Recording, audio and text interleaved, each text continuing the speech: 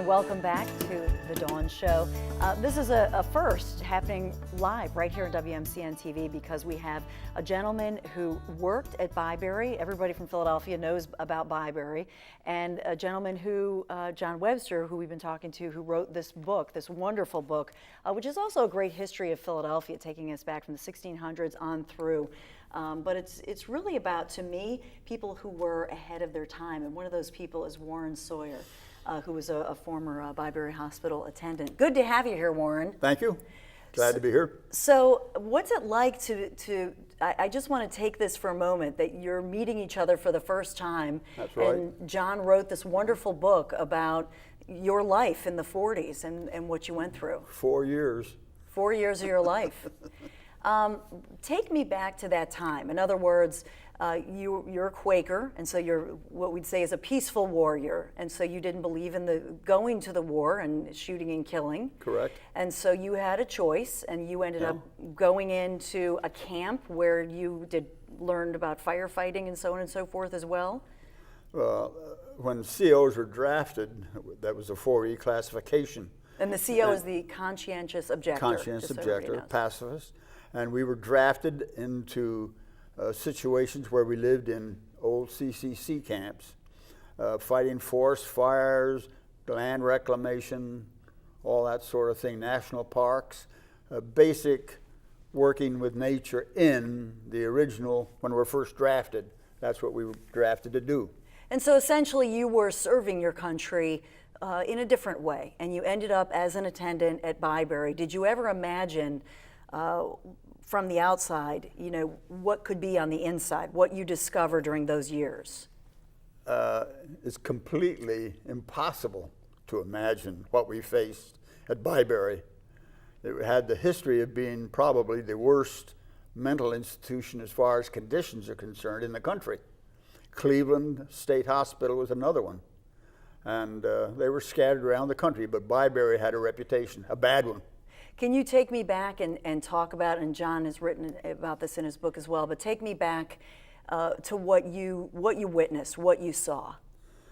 Well, degradation, inhumanity, patients in there. Let's say this, the hospital was built for 3,000 people. We had 6,000 people when we were there, so you can imagine the terrible crowded conditions that were there. And in two buildings, of course, in particular, the B building for the disturbed patients, A building, the incontinent ward, which I spent a good deal of time there, a ward of 400 patients, incontinent, having no control over their bodily functions, no chairs, no benches to sit on. They lay around on the cement floor in their own filth all day. What else could they do? But in many ways, what's interesting to me is that, and John, you write about this, that many of the attendants who worked there previously would beat the patients and had sawed-off broom handles and were abusive. But because of your peaceful nature, you came in and showed respect and love. Well, yes, it's part of our philosophy. Prior to our going there, the paid, we always say paid attendants, because we were not paid, used broomsticks, rubber hoses to beat patients. We did nothing of that sort. And we got the feelings between the patients and ourselves. They respected us, they worked with us, and we got good friends, as a matter of fact, out of that experience.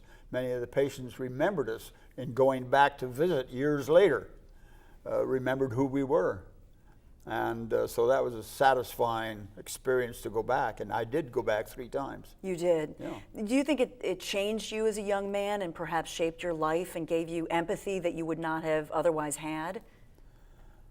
I suppose I have to accept that idea. An appreciation of humanity and the dire circumstances that some of the people in this country and around the world, I suppose, are in. The poor, the hungry, all the rest. There's an awful lot of need for help for people who are in dire circumstances. John, I just want to ask you what it means to you to meet Warren and to hear and Warren's really bringing alive what you researched and what you wrote about. It's very surreal.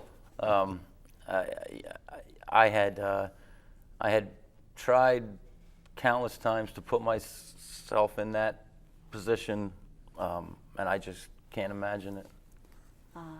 I can't imagine, you know. But it's also the current time dealing with, you know, there's a lot of talk now about mental health and, you know, and I just thought this is a lesson that we need to know about. Yeah, well, you know, we need to know our history, Right. and it's very important, and that's really what you give us, John, in this book about Byberry. John Webster, I want to Thank you. thank you so much. Our conversation is going to continue with Warren and another friend of yours, so we're having a bit of a reunion to talk about the emotional journey there at Byberry, and we can all learn from it, that's for sure. The Dawn Show continues right after this.